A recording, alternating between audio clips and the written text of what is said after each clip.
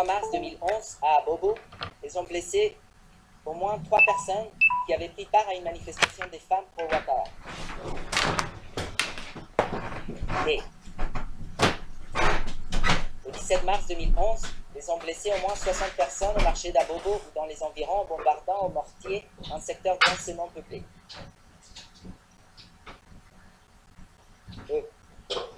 Le 12 avril 2011, ou vers cette date, ils ont blessé au moins 2 personnes à Yopougon.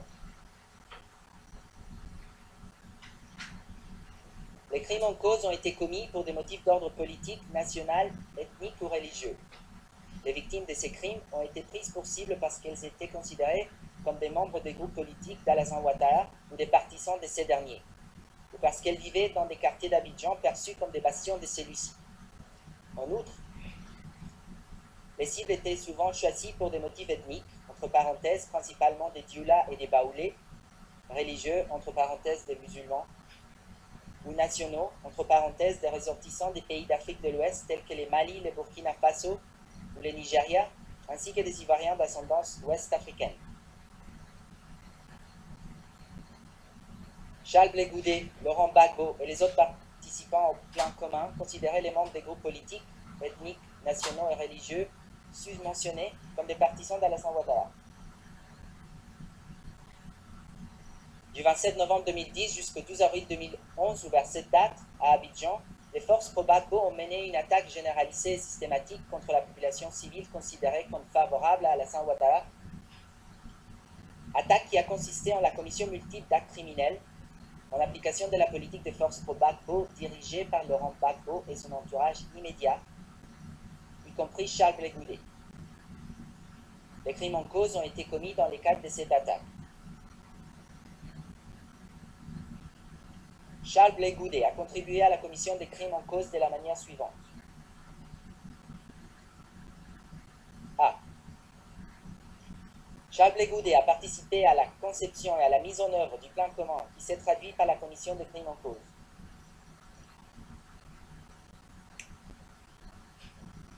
Blé Goudé a contribué à la mise en place et à l'organisation d'une attaque. Excusez-moi. Charles Blé Goudé a contribué à la mise en place et à l'organisation d'une structure qui a permis l'exécution du plan commun conduisant à la commission des crimes. Charles Blé Goudé, première, a galvanisé les gens pour assurer qu'ils lui portaient allégeance et exécutent ses instructions. 2. A assuré, grâce à son autorité, la cohésion des actions parmi les groupes des gens pro-Gbagbo. 3. A servi d'intermédiaire essentiel entre Laurent Gbagbo et les gens pro-Gbagbo. 4. A organisé la transmission d'instructions par divers moyens de communication. 5. A mobilisé les gens pour qu'ils commettent des actes de violence. 6. A contribué au financement des activités des gens pro-Gbagbo. 7. A joué un rôle essentiel dans le recrutement et l'enrôlement des gens pro-Gbagbo dans les effectifs des FDS. 8. A fourni un appui à la formation militaire et à l'armement des gens pro-Gbagbo.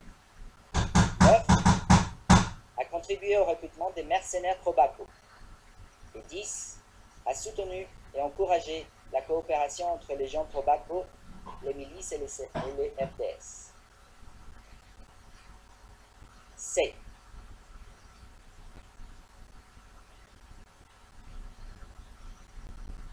Charles Blé Goudé a contribué à la mise en œuvre du plan commun qui s'est traduit par la commission des crimes. Charles Blé Goudé 1. A fréquemment rencontré Laurent Gbagbo et les autres membres de son entourage immédiat afin d'adapter leur stratégie à mesure de l'évolution de la crise. 2. Dans ses discours, a relayé la détermination du régime Gbagbo à rester au pouvoir à tout prix, y compris par l'emploi de la force. 3. A entretenu des liens étroits avec des officiers des FDS et a encouragé la collaboration entre les FDS et les autres forces pro-Gbagbo. 4. A entretenu des liens avec les autres chefs des gens pro-Gbagbo et leur a communiqué les décisions de Laurent Gbagbo et de son entourage immédiat. 5. A tenu de grands rassemblements pour mobiliser les gens pro-Gbagbo et leur donner des mots d'ordre. 6. a motivé les gens pro-Gbagbo à diriger leurs actions et les a préparés au combat. 7.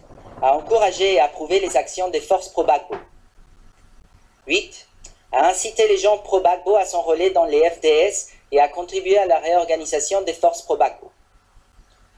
Et 9.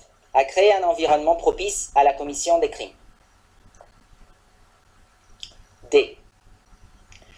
Charles Blé Goudet a incité les forces pro-Gbagbo, et en particulier les gens pro-Gbagbo, à commettre des crimes où on a de toute autre manière facilité la commission.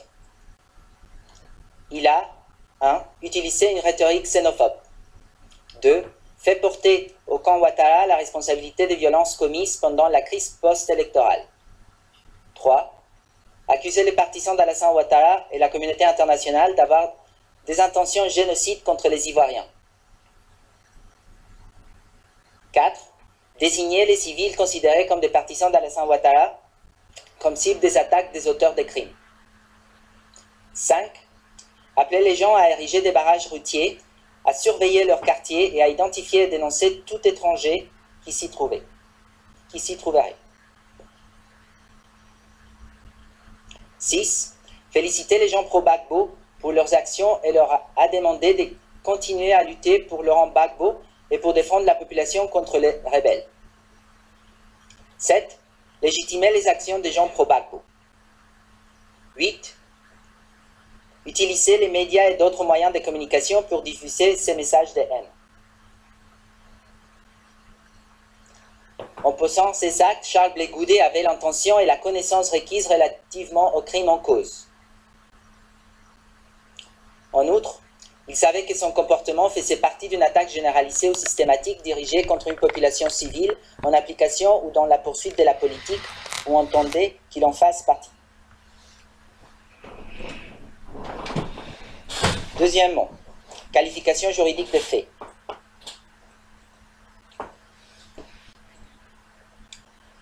La qualification juridique de fait, décrite par les procureurs dans les charges portées à l'encontre de Charles Blé Goudet, entre parenthèses section 9 du document de notification des charges, et qui ont été confirmées par la Chambre en application de l'article 61.7a du statut, est la suivante.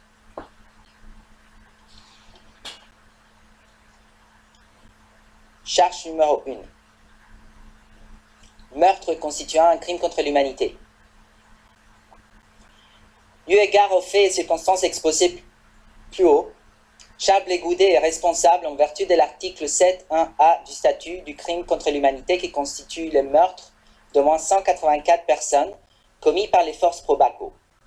Il est responsable, comme précisé, au sens de l'article 25.3a, entre parenthèses, coaction indirecte, 25.3b, entre parenthèses, ordonnée, sollicitée ou encouragée, 25.3c, entre parenthèses, aide, concours ou toute autre forme d'assistance, ou 25.3d du statut. Au centre de la ligne A, B, C ou D de l'article 25.3 du statut, du crime contre l'humanité qui constitue le meurtre d'au moins 92 personnes commis entre le 25 et le 28 février 2011 et le 12 avril 2011, ou vers cette date, dans la commune de Yopougon à Abidjan.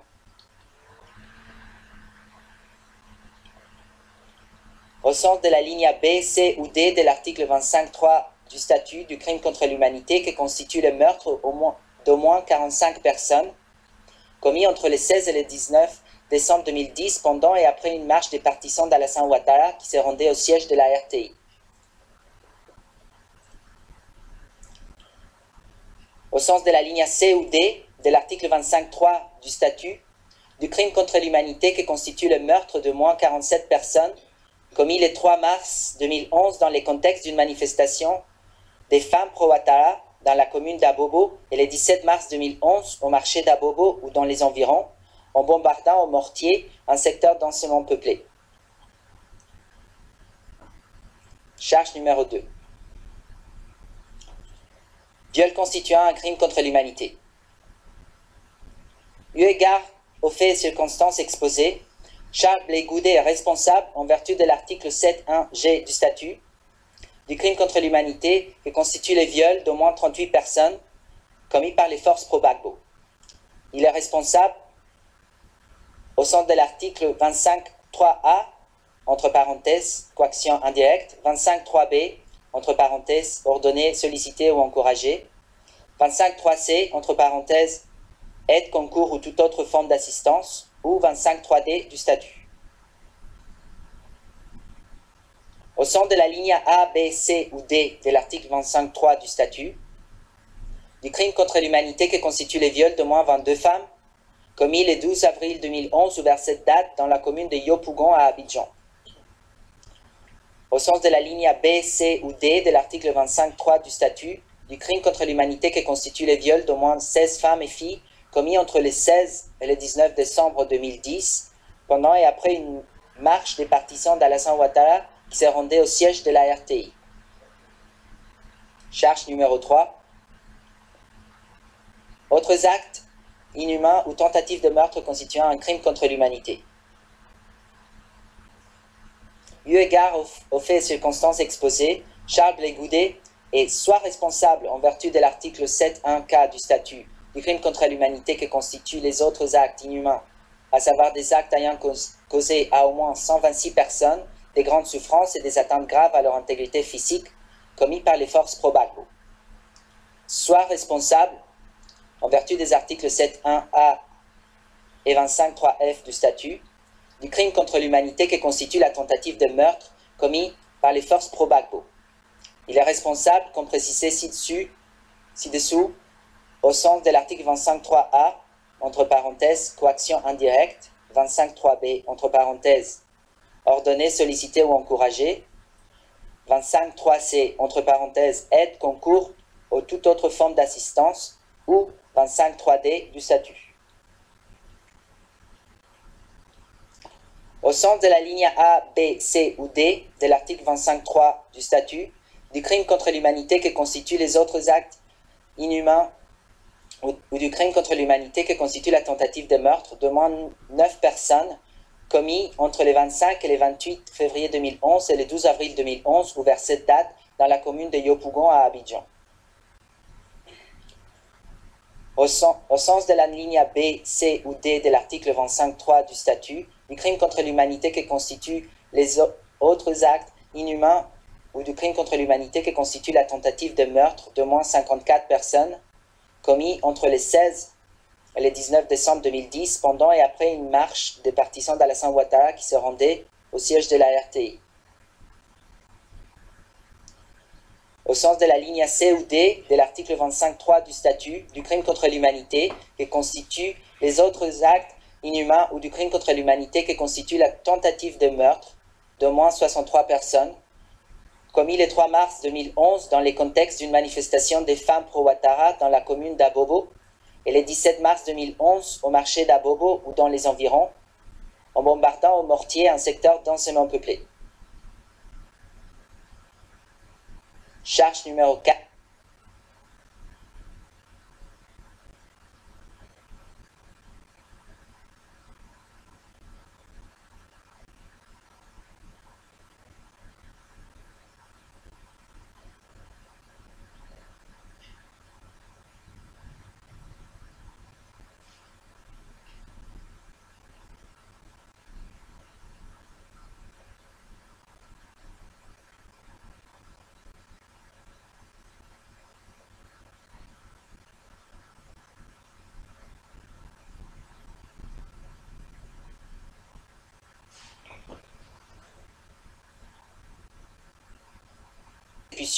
D'au moins 115 personnes commis entre le 16 et le 19 décembre 2010 pendant et après une marche des partisans d'Alassane Ouattara qui se rendaient au siège de la RTI. Au sens de la ligne C ou D de l'article 25.3 du statut du crime contre l'humanité que constitue la persécution d'au moins 110 personnes commis le 3 mars 2011 dans les contextes d'une manifestation des femmes pro-Ouattara dans la commune d'Abobo et le 17 mars 2011 au marché d'Abobo ou dans les environs, en bombardant au mortier un secteur densément peuplé.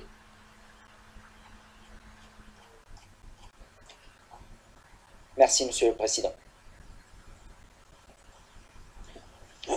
Merci à vous, Monsieur le greffier d'audience.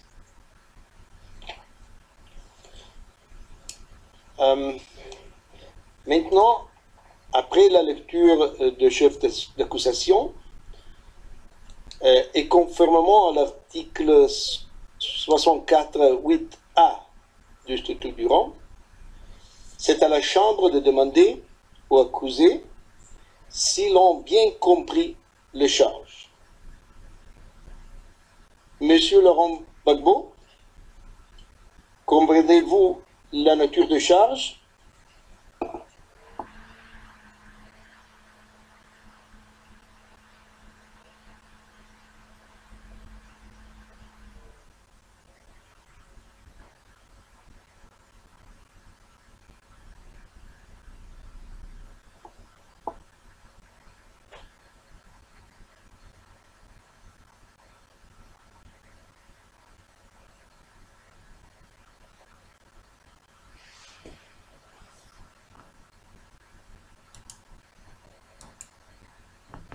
La nature des charges.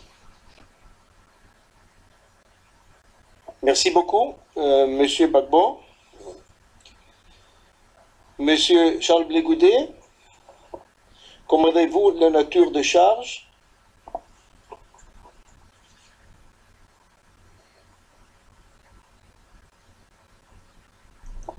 Oui, Monsieur le Président, j'ai bel et bien compris les charges. Merci.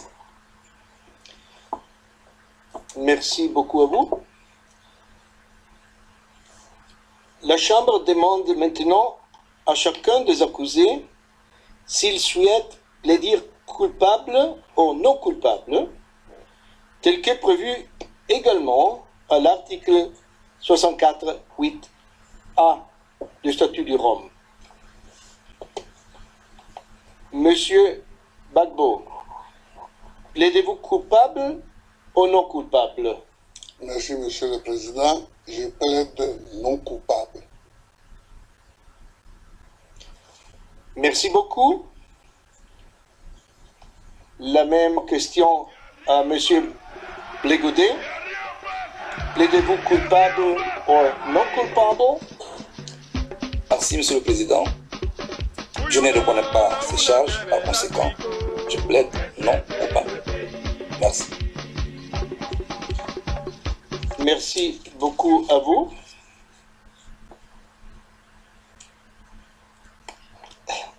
Conformément à la règle 134, alinéa 2 du statut, la Chambre demande maintenant aux parties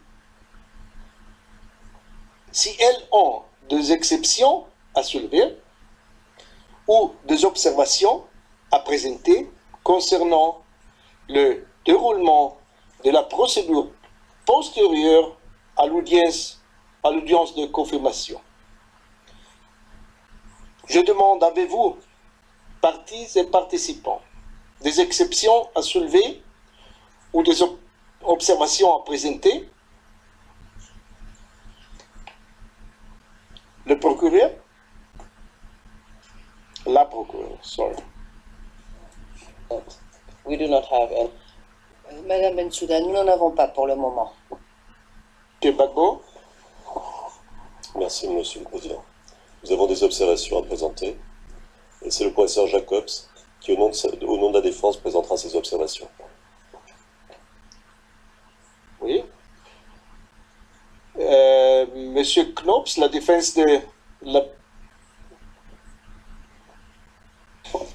Pas des observations, Monsieur le Président. Merci. The representative de victimes? Aucune exception de notre côté, Monsieur le Président. Merci.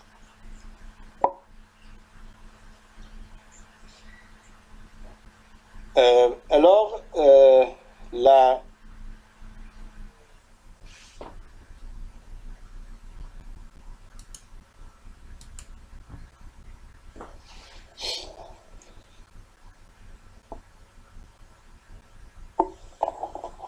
Merci, Monsieur le Président.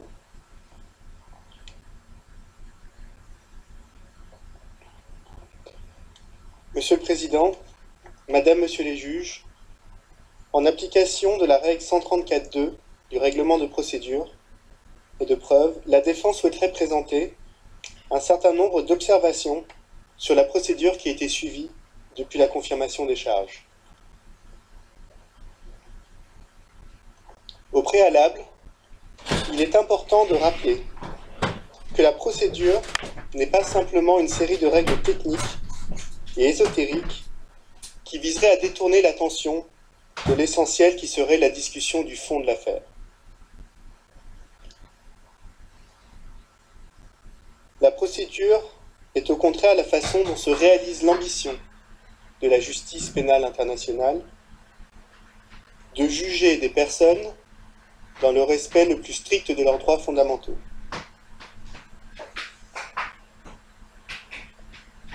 Un procès équitable passe nécessairement par une procédure équitable qui permet à l'accusé de faire valoir son droit de se défendre dans les meilleures conditions, conséquence de la présomption d'innocence. En ce sens, le respect des droits du président Gbagbo n'est ni une option, ni une courtoisie. C'est une exigence non négociable dont dépend la légitimité de la justice pénale internationale.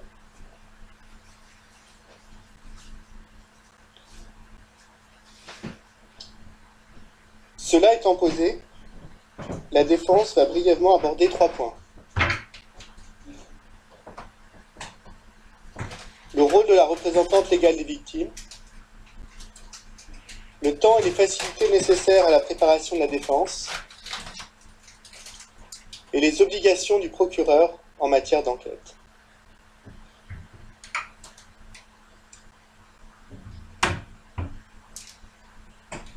Concernant le rôle de la représentante légale, si le statut de Rome permet pour la première fois aux victimes de ne pas être exclues des instances judiciaires internationales, leur participation n'est pas sans limite et doit se faire dans le respect des droits de la défense. Surtout, les victimes ne sont pas des parties à la procédure, mais des participants qui ne peuvent bénéficier des mêmes prérogatives que les parties, que sont la défense et l'accusation. Or, il convient de constater que la représentante légale a acquis dans la présente procédure une place qui est assimilable à celle d'une partie.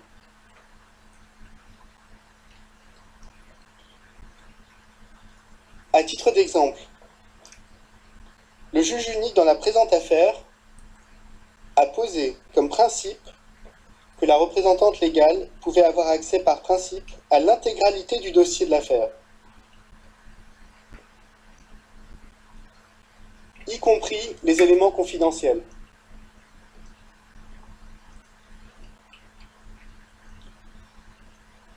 Or, une telle décision se méprend sur la nature de la confidentialité.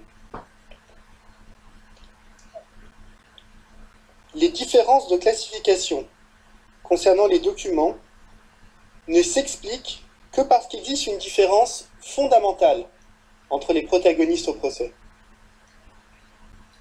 D'un côté les parties, de l'autre des tiers participants. La Chambre a aboli cette distinction claire. Par exemple, désormais, lorsque la défense veut déposer un document non accessible à la représentante légale,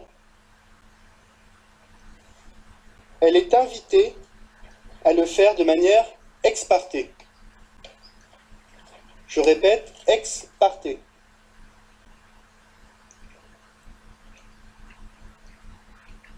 C'est bien la preuve que la LRV est considérée comme une partie par la Chambre.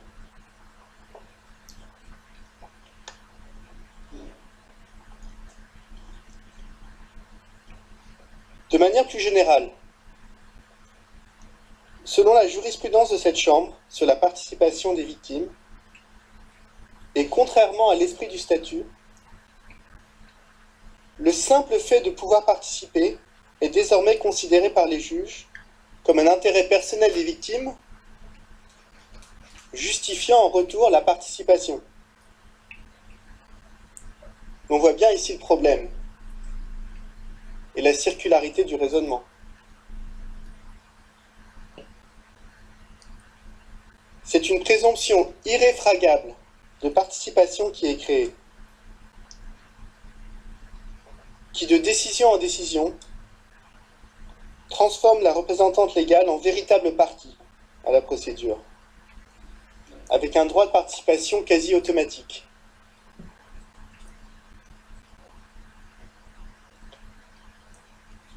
La conséquence est que la défense est désormais confrontée, à chaque étape, à deux procureurs, deux argumentations sur le droit. Et l'équilibre instauré par le statut entre les parties s'en trouve brisé.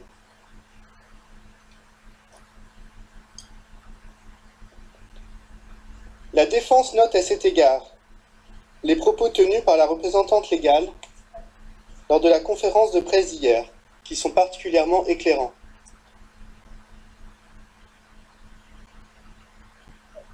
Elle indiquait partager le même objectif que le procureur, de voir les accusés condamnés.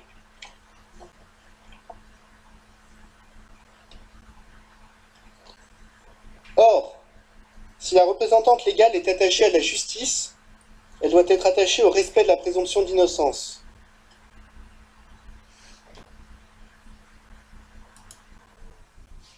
En matière de charge de la preuve.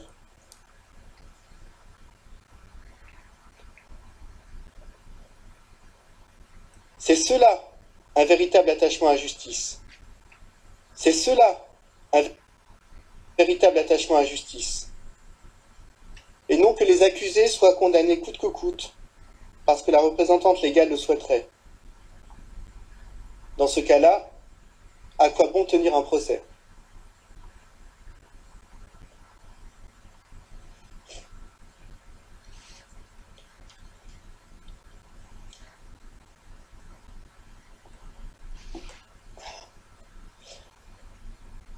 J'aborde à présent mon deuxième point, celui du temps nécessaire à la préparation de la défense. Droit consacré par tous les instruments internationaux relatifs aux droits de l'homme et reconnu par le statut de Rome. Le respect de ce droit est indispensable au respect du caractère équitable du procès. Il convient de noter que ce temps et ses facilités ne peuvent être appréhendés de manière théorique, mais toujours in concreto, en fonction de la complexité de l'affaire, des difficultés sur le terrain et des moyens humains dont dispose la défense.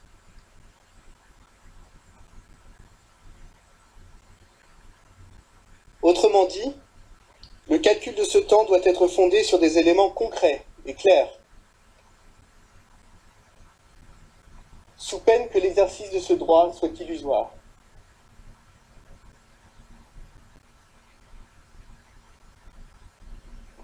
C'est ce qu'a rappelé à plusieurs reprises la Cour européenne des droits de l'homme, et je cite, « Le but de la Convention consiste à protéger des droits non pas théoriques ou illusoires,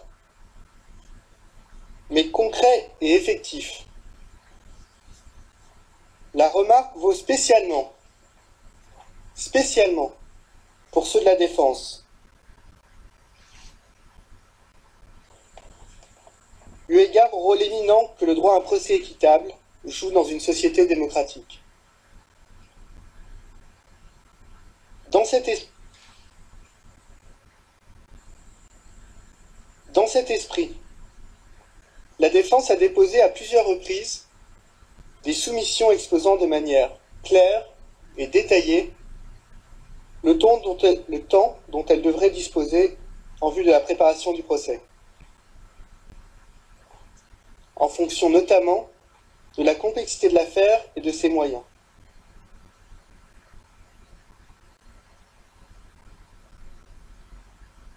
Il est utile de rappeler que le présent dossier est le plus important et le plus complexe qu'aura à juger la CPI jusque-là.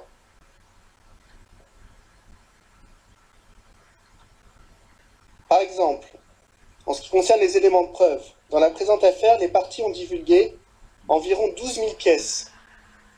«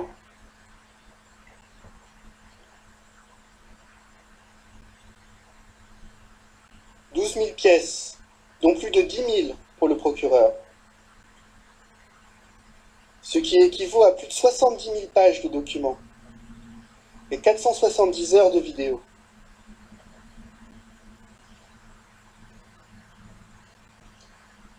Les témoins, ensuite. Dans cette affaire, le nombre de témoins que le procureur compte appeler est sans commune mesure avec les autres affaires. En effet, les 138 témoins du procureur équivalent pratiquement à la somme des témoins appelés dans les affaires Lubanga, Katanga et Chui, Bemba et Ruto et Sang.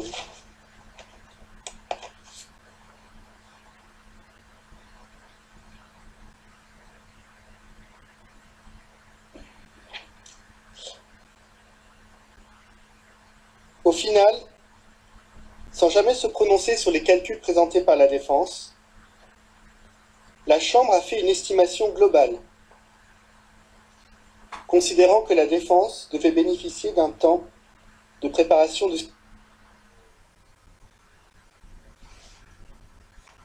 6 mois,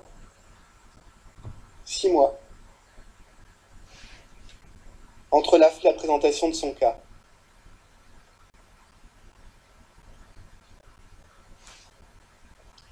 Elle a donc décidé que la divulgation de l'ensemble de sa preuve par le procureur devrait avoir lieu le 30 juin 2015 et que les premiers témoins seront entendus en juin 2016.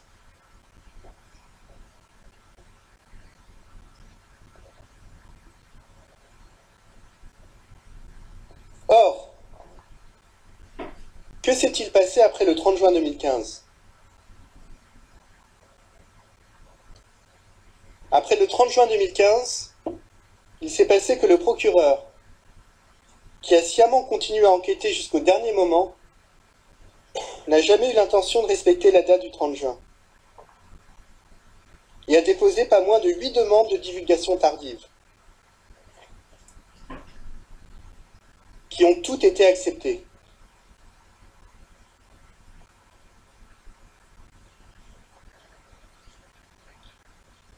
Les éléments divulgués, 662 en tout, 662, correspondent à 8552 pages.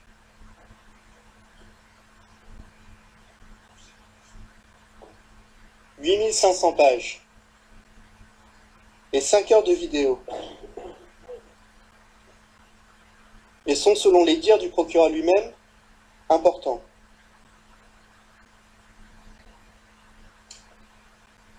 Après le 30 juin 2015, il s'est passé que le procureur a obtenu l'addition d'un mode de responsabilité aux charges, par le biais de la norme 55. Un mode de responsabilité pourtant explicitement exclu dans la décision de confirmation des charges.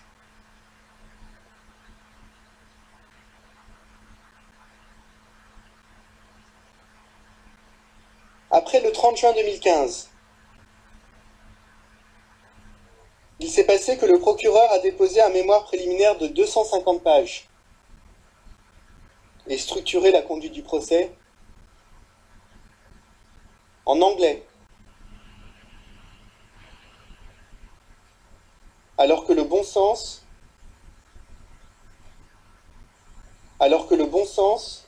et surtout le respect des droits de l'accusé aurait voulu que le mémoire existe dans la langue de l'accusé, c'est-à-dire le français, au moment du dépôt de sa preuve par le procureur, pour que l'accusé dispose réellement de 6 mois pour se préparer.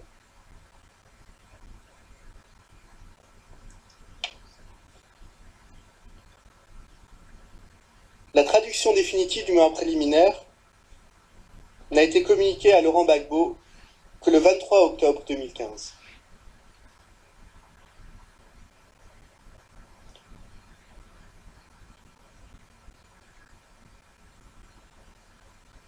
Après le 30 juin 2015, il s'est passé que l'utilité de ce mémoire préliminaire pour le travail de la défense est avérée douteuse.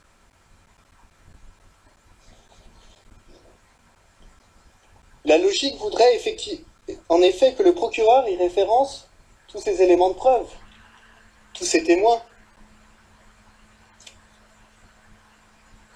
Si le procureur lui-même ne sait pas comment un élément de preuve ou le témoignage d'un témoin vient au soutien de sa démonstration,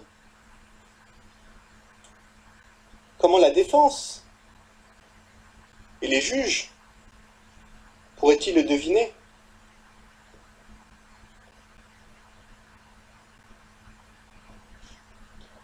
Or, l'on constate que sur les 4790 éléments de preuve du procureur divulgués le 30 juin, 2576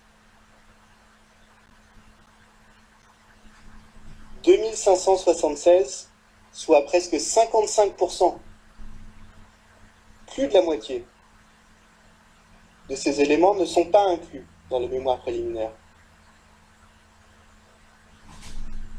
Et sur 138 témoins,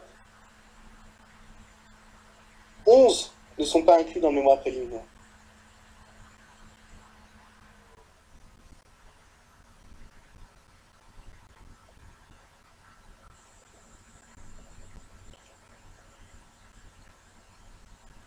Après le 30 juillet, au vu de ce que je viens de dire, aurait été d'accorder du temps supplémentaire à la défense, aucune de ces nombreuses demandes n'ont été acceptées. Aucune de ces nombreuses demandes n'ont été acceptées.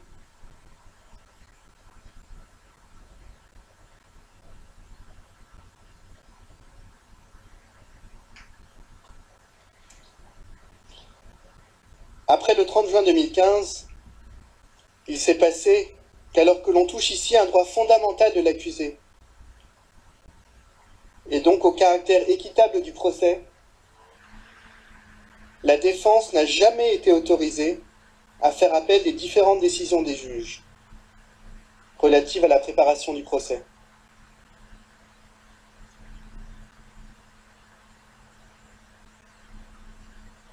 Alors qu'une résolution immédiate de ces questions par la Chambre d'appel aurait à l'évidence permis de purger le processus de toute atteinte aux droits de l'accusé avant le début du procès.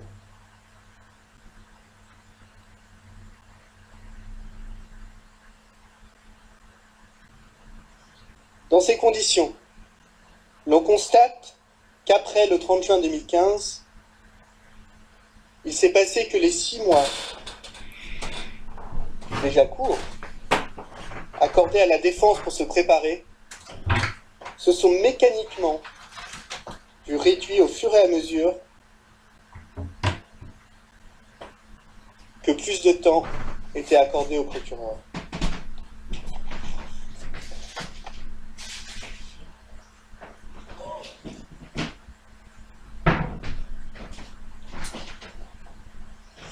Le troisième et dernier point que la défense souhaite aborder est celui des enquêtes du procureur.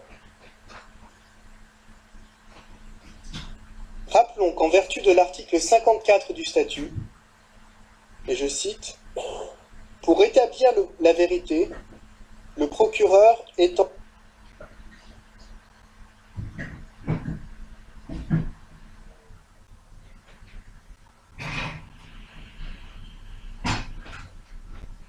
en enquête à tous les faits et éléments de preuve qui peuvent être utiles,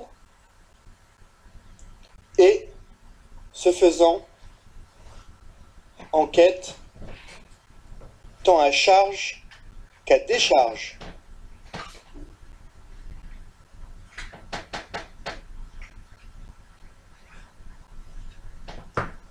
Premièrement, il suffit de lire le mémoire préliminaire. Pour constater les déficiences de l'enquête du procureur. et le fait qu'il n'a assurément pas étendu son enquête, comme l'indique l'article 54, à tous les éléments de preuve qui peuvent être utiles.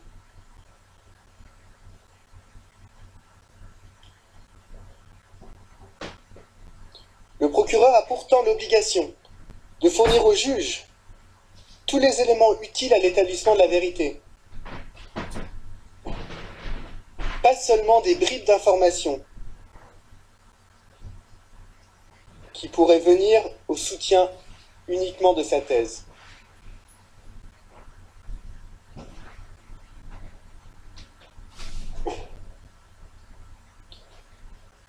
Dans le cas contraire, il ne peut être considéré qu'il est prêt à aller au procès.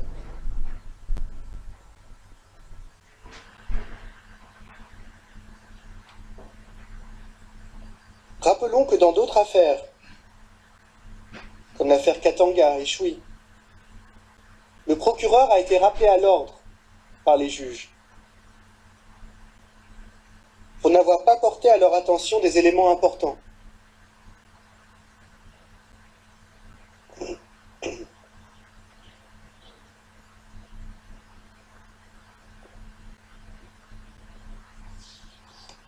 Malgré cet avertissement, le procureur n'a pas jugé utile de changer de méthode. Ainsi, il apparaît clairement que le procureur n'a pas fait l'effort d'obtenir des éléments essentiels, notamment de la France et de l'ONU, qui permettraient de faire la lumière sur la crise post-électorale.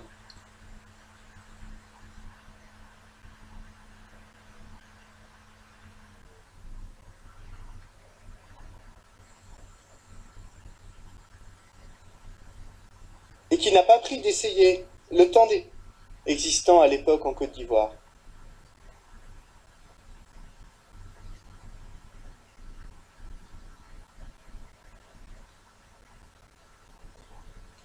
Dans ces conditions, l'on ne peut que constater le non-respect de ses obligations en matière d'enquête du procureur.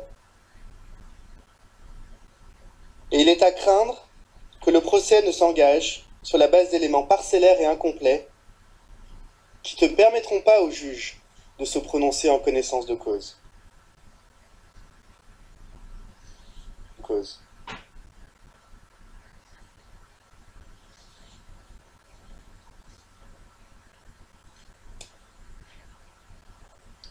Deuxièmement, non seulement l'enquête du procureur est déficiente, mais son dossier montre bien qu'il n'a pas respecté l'obligation d'enquêter tant à charge qu'à décharge.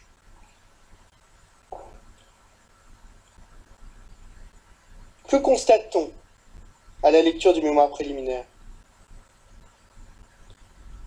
Que le procureur a sciemment ignoré les éléments de preuve qui pourraient constituer des éléments à décharge.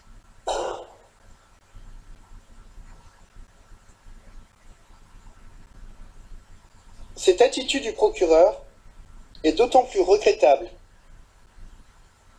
que la défense avait apporté de nombreux éléments dès l'audience de confirmation des charges, mettant en cause le narratif du procureur.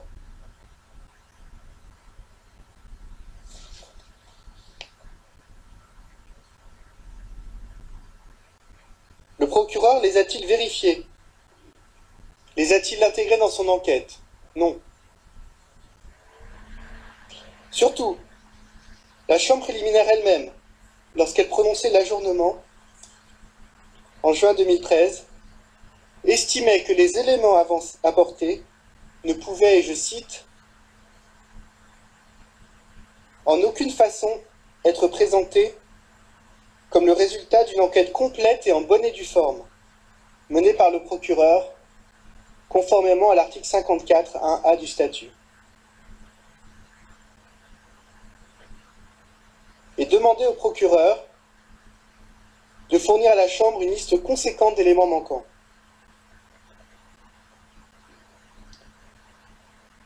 En clair, la Chambre préliminaire demandait au procureur de revoir sa copie et de refaire le travail,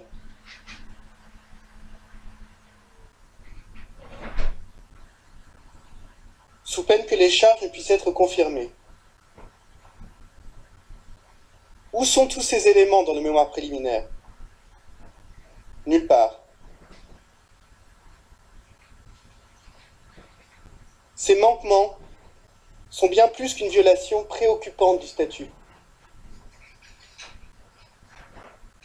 Ils symbolisent toute l'approche du procureur dans le présent dossier.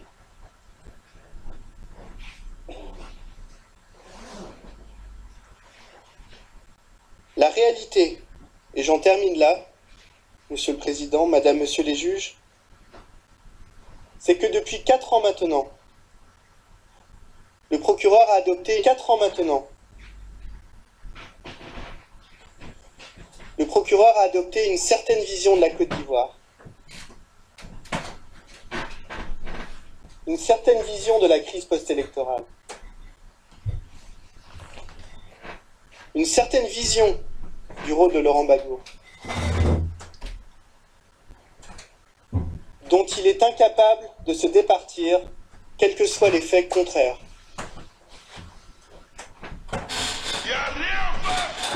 À ce niveau, nous sortons du domaine du droit pour entrer dans celui de la croyance, qui n'a pas sa place dans le prétoire. Je vous remercie. Merci beaucoup, Maître Jacob.